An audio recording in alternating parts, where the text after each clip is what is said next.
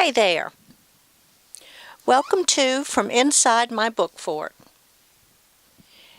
Today I'm going to read a passage from Anne River Siddon's Colony. Sound here is queer by the water, especially when the fog has come off Penobscot Bay as it has now. It started in the middle of the afternoon, unusual for this time of year. Usually our late summer fogs are only just beginning to drift in at this hour, so that walking home from drinks at one or another of the old cottages is still easy, pleasant in fact, and quite lovely, with the edges of everything just beginning to soften and blur. But people would not find the going easy this evening, would need their flashlights and sticks, if there were any people left to be going home in the fog. They're all gone now. I'm the last one. It's a new experience for me, but not nearly so strange when you think about it. Someone has to be last. And it is, after all, September. I said the sound is queer here. By that I meant strange, with an otherness that can be quite disturbing until you get used to it. It bounces about so you can't tell where it's coming from or how far or how near it is, and it often mimics something else entirely. The rhythmic dripping of the downspout onto the porch shingles, for instance, and the wet riffles off in the birch grove opposite my cottage when a little wind disturbs the branches might well be the twang thud of tennis balls and the polite spatter of applause from our little August tournament.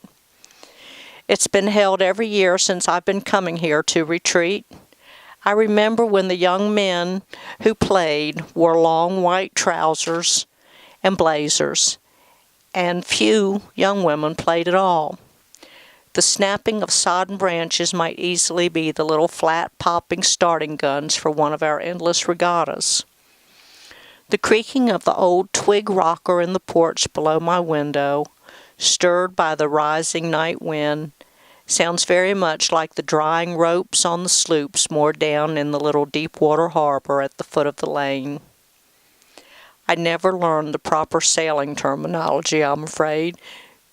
Peter was a passionate sailor, but from the first I disliked it, and to use the language without the object of it has always seemed to me both ostentatious and ridiculous.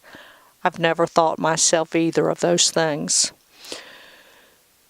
The mule of the harbor gulls now, that might be the questing cry of Amy and Parker Potter's old tabby Tom Whitty.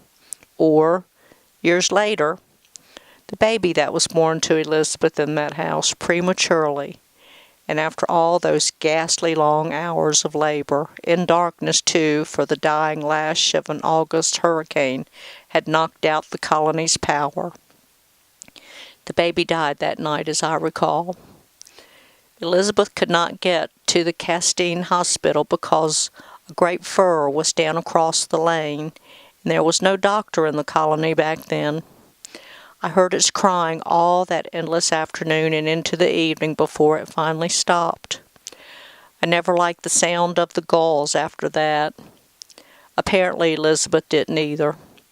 She never came back to retreat after that. I could not decide whether it was because of the sadness of the baby's death or the possibility of talk about its birth. Probably the former. Elizabeth would not have cared about the latter. She would not have come to Bray Bonnie to the family cottage to have the baby if she had feared the tongues of the colony. Certainly not in light of the fact that the baby's father was in a nearby cottage with his own family that summer, or so we had all heard.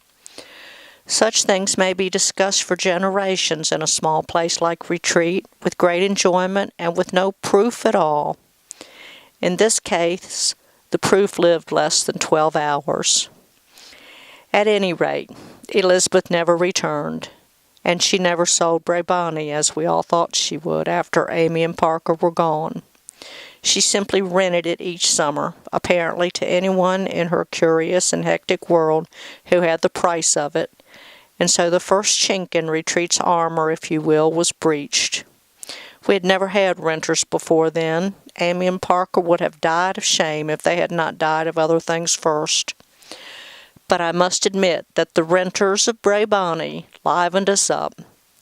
One summer we had a world-famous composer who wrote his best-known work here, doodling and hanging on the tuneless old piano in the living room. And another summer, a family of actors, Jewish I believe, who alternately rehearsed their new play and excoriated each other every evening for 3 months.